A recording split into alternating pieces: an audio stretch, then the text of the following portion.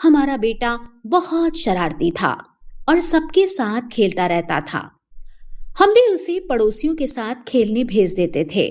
बात अक्टूबर 2002 की है, जब मेरे बेटे को मैंने एक स्कूल में एडमिशन करवाया।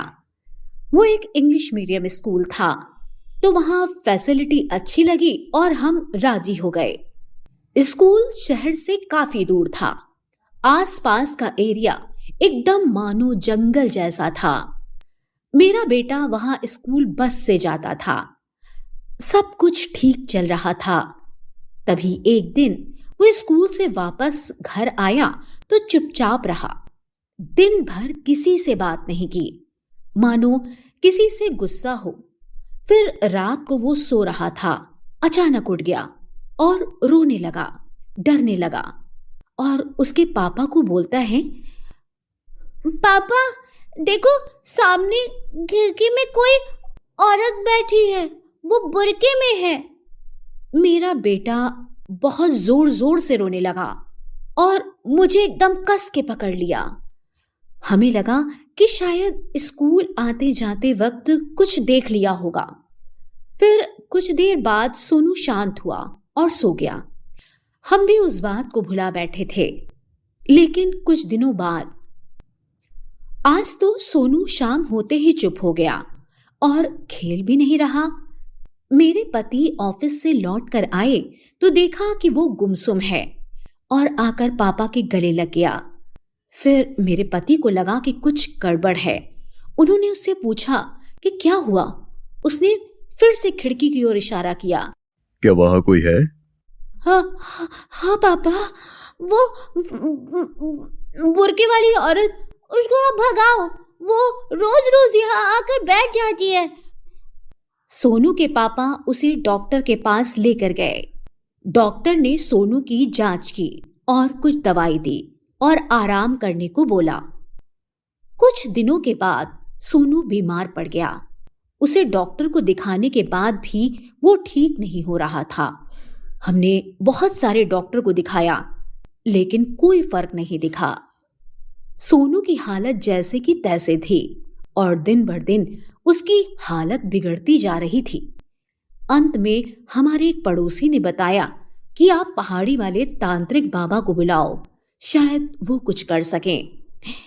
मेरे पति तांत्रिकों पर भरोसा नहीं करते थे, लेकिन फिर भी मेरे बार बार बोलने के बाद वो उस तांत्रिक बाबा को बुला लाए। तांत्रिक घर आया और उन्होंने सोनू के माथे पर हाथ रखा और देखा। मन ही मन कुछ मंत्र पढ़े, जिससे सोनू थोड़ा हिलने लगा और अजीब अजीब सी आवाजें निकालने लगा। मैं इसे नहीं छोड़ूंगी, इसे ले जाओगी। हम सब बहुत डर गए। मैंने सोनू को ऐसी आवाज में बोलते हुए कभी नहीं देखा था। ऐसा लग रहा था मानो मेरा बेटा नहीं, उसके अंदर से कोई और ही बोल रहा हो। तांत्रिक को सब पता चल चुका था और बोला, तुम्हारे बेटे की मृत्यु निश्चित है। अब कोई उसे नहीं बचा सकता। अब कुछ भी करके मेरे बेटे को बचा लीजिए। ये कोई साधारण चुड़ैल नहीं है, ये बुर्के वाली काली चुड़ैल है, जिसने इसकी आत्मा को वश में कर लिया है। मेरा सब कुछ ले लीजिए, लेकिन मेरे जिगर के टुकड़े को बचा लीजिए। चाहे तो मेरी जान ले लो। इसे कोई नहीं बचा सकता, लेकिन फिर भी एक उपाय है।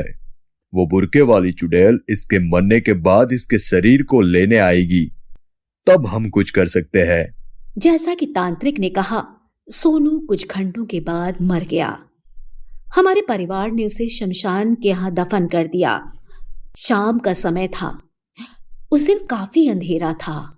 हम सब वही इंतजार करने लगे कि शायद तांत्रिक बाबा की बात सच हो। हमने बहुत इंतजार किया, लेकिन कोई नहीं दिखा।